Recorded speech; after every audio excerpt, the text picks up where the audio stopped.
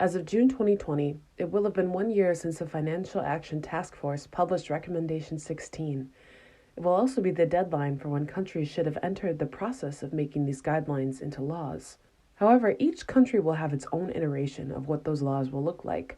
As such, the respective cryptocurrency industries in each of the countries that makes the decision to comply with the FATF guidelines will have its own unique set of regulations. Recently, finance magnates sat down with Elsa Madrolle, general manager of blockchain security company CoolBitX's international department, to speak about the possible effects of implementing the guidelines, specifically in Canada. In many ways, Canada has sort of flown under the radar when it comes to the cryptocurrency world. While countries across Asia and Europe and certain parts of the United States have earned recognition as cryptocurrency hubs, most people in the cryptosphere primarily associate Canada with the Quadriga CX scandal that came to light in early 2019. However, the quiet North American country has a considerable cryptocurrency industry. For example, the Canada Energy Regulator reported in February of this year that, quote, cryptocurrency mining is booming in Canada. How will the FATF guidelines and the changes in AML laws that they will bring affect the cryptocurrency industry in Canada and beyond? I'm Rachel McIntosh, and this is the Finance Magnates Blockchain Podcast. So, Elsa, first of all, I want to thank you once again for joining us on the Blockchain Podcast. Can you start by just telling our listeners a little bit about who you are and the work that you do and how you got involved with CoolBitX? Sure. So I am a general manager for CoolBitX in charge of international expansion efforts. I've been in this role for about a year now. I am based in Europe, but the company is headquartered in Taiwan. I left traditional financial markets in early 2019, so about a year ago. I had worked in both banking and more recently for derivatives exchange for many years, and I decided that my skills and experience would probably be more valuable in helping shape the future of the virtual asset industry, really. So I made the jump. I was introduced to CoolBits through one of their investors, a company called SBI based in Japan. Mm-hmm. Okay, so can you tell us a little bit about we kind of pre this conversation we organized to chat about Canada's updated AML law. So can you tell us a little bit about how CoolBitX is involved in Canada specifically? Sure. So Canada is very interesting to us. We're fairly active in Asia, but our ambitions. Well, let me tell you a little bit about CoolBits, I guess. So Sure. For a blockchain security company, our mission is really to grow mainstream and institutional adoption of the asset class. So in order to do that, we've got two main lines of business. The first is a hardware credit-sized wallet, so for people to just hold their cryptocurrency in, called the Cool Wallet S. And the other is more targeted to institutions. It's an information sharing platform that we call Signa Bridge that allows exchanges to start communicating the data required by regulators, as we're seeing across the world, new laws governing crypto starting to be implemented. So that's specifically, we're trying to solve for something that is referred to as the travel rule, which has been issued by the Financial Action Task Force as Recommendation 16. The BSA in the US is the travel rule. It can be called different things, but that's what we're looking to solve through the second business. So how we're involved in Canada, we have Canadian clients and targets on for both lines of business. I think what we're focusing a lot of time on, so the Cool Wallet's been around for a while.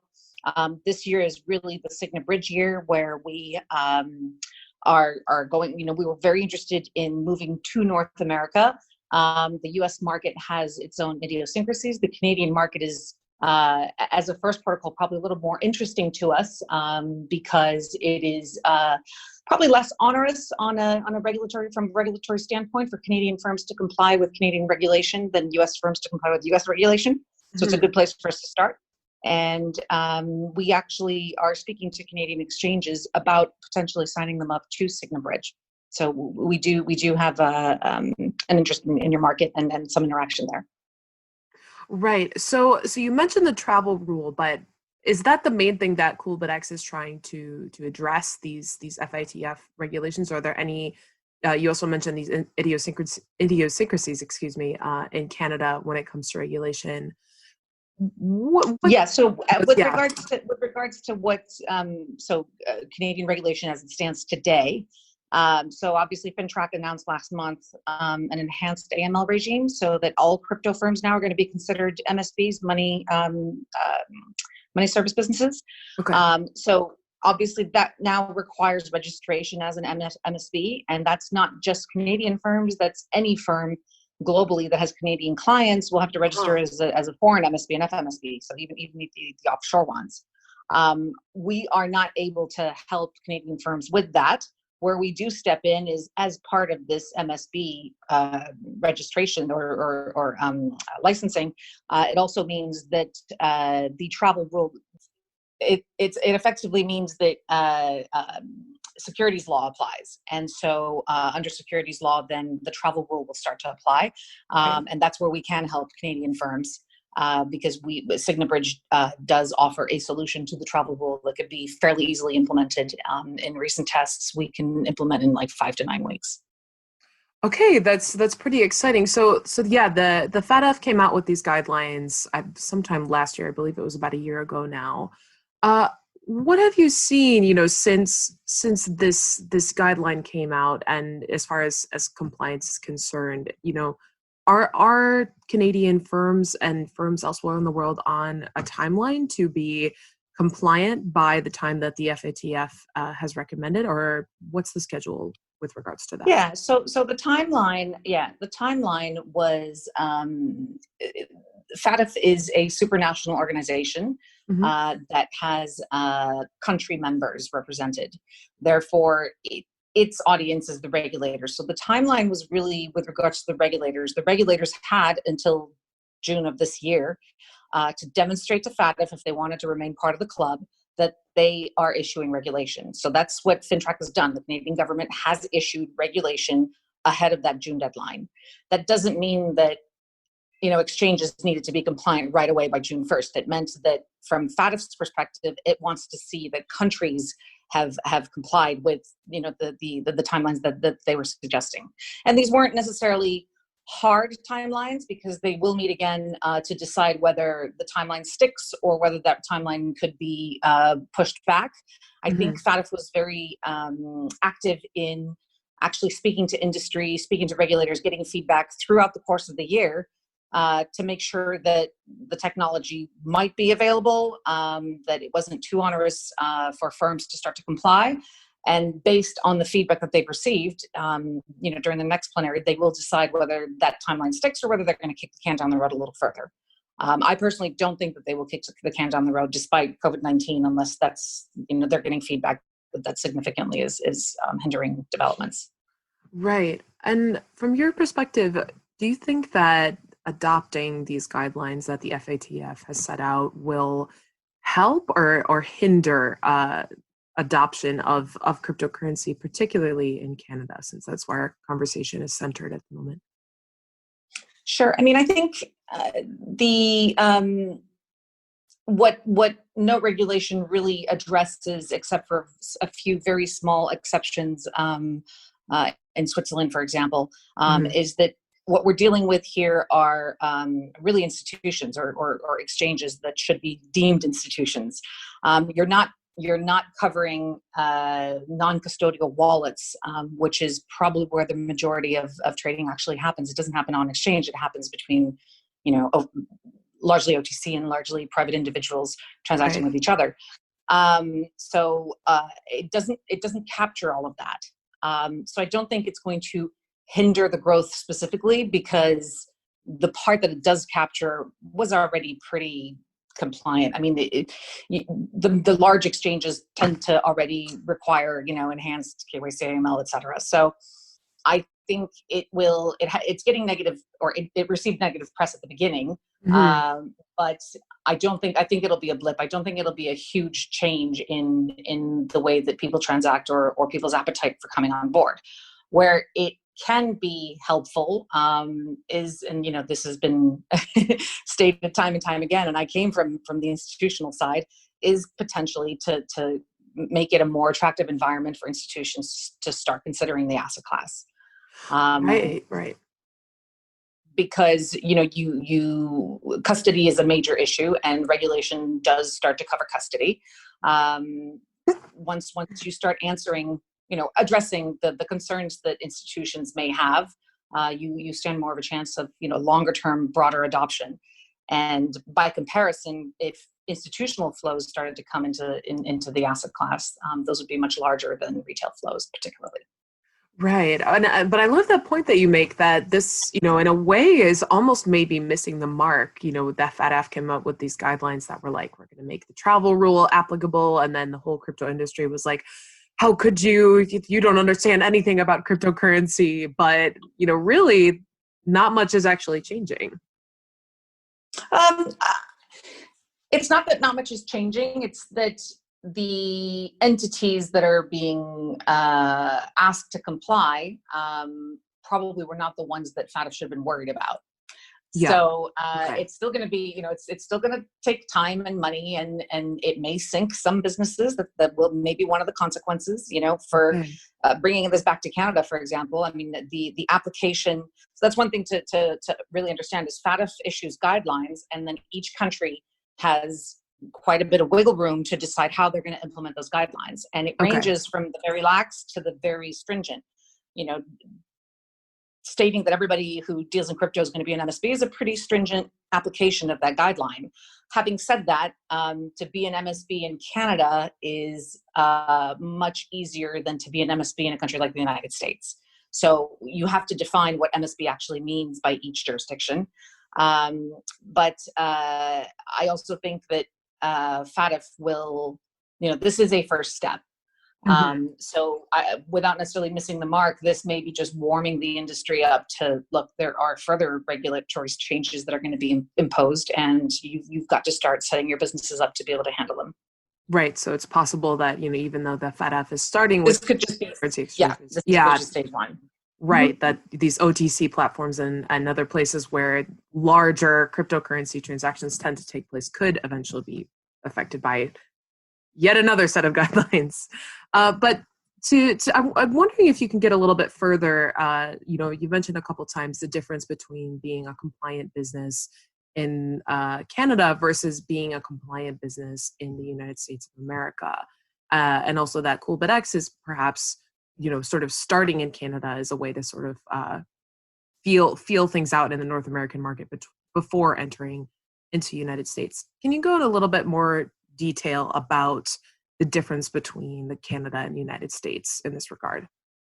I think that really centers around in the US, you've got a bunch of different regulators involved in regulating the crypto industry. And then that's complicated with the state by state rules. So if you're seeking to be compliant in the US as a crypto business, you have to choose your states, you have to choose your regulator. You don't necessarily choose your regulator chooses you. But in certain businesses, you might actually need to talk to several regulators who may have not conflicting, but slightly overlapping and maybe contradictory, stances, views, classifications, etc. So it becomes really a legal nightmare. It becomes very expensive, very lengthy to be fully compliant in the U.S. And that's a deterrent. It really is. In Canada, you do have provinces, but apart from one or two small exceptions in certain areas, really it's just at the federal level that you're dealing with the regulator, which is much, much easier. Right, exactly. The U.S. is a patchwork of all these different regulatory jurisdictions. But I want to circle back a little bit and ask you a little bit more about CoolBitX's solution for these FATF guidelines. Can you tell us a little bit about that solution, a little bit more about that solution, and also about the goals of that solution? Sort of a question when these FATF guidelines came out last year was, is there going to be one blanket solution that the entire industry adopts, or are there going to be solutions that are sort of specific to jurisdictions, specific to regions that have different languages in common, for example? Tell us a little bit more about the solution and also about the goals. Sure. So there are multiple types of solutions. I think last count there was something like 15 to 20 different, what we call technical service providers that are looking to solve for this travel rule problem across the globe. Right. Not all of them are going to be viable. Some of them are extremely complicated and very expensive. Some of them are probably too simplistic. You can think of them in three categories. There's actually a good article that we published on our website, looking at travel, the types of travel rule solution, if anybody's interested in reading about them. One is what we would call decentralized, kind of blockchain-based solutions. Another broad type of family type is the certificate authority solutions. And finally, you've got the network solutions, which is what we're proposing. So we're proposing an off-chain information sharing platform. So that's a key differentiation between the blockchain-based. We are not blockchain-based, we are off-chain. It is what we would call a centralized solution. So it requires that all member exchanges be registered onto our network, on the Sigma network, which they then can access through a secure API. And then we create these privacy secure tunnels that allow the exchanges to have that swap of information, of that personal information that is required under the travel rule. And so that, one of the benefits there is that transaction is happening outside of the actual virtual asset transaction. And so an exchange is able to green light or reject a transaction before it's actually taking place. It's not dissimilar to the SWIFT system in traditional banking. We assign each exchange a code that uses a format that's similar to SWIFT.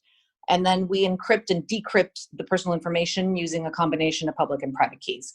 And then there's records. We can send a compliance certificate back to the sender of the actual transaction. What we're trying to accomplish, we created the solution based on regional client demand.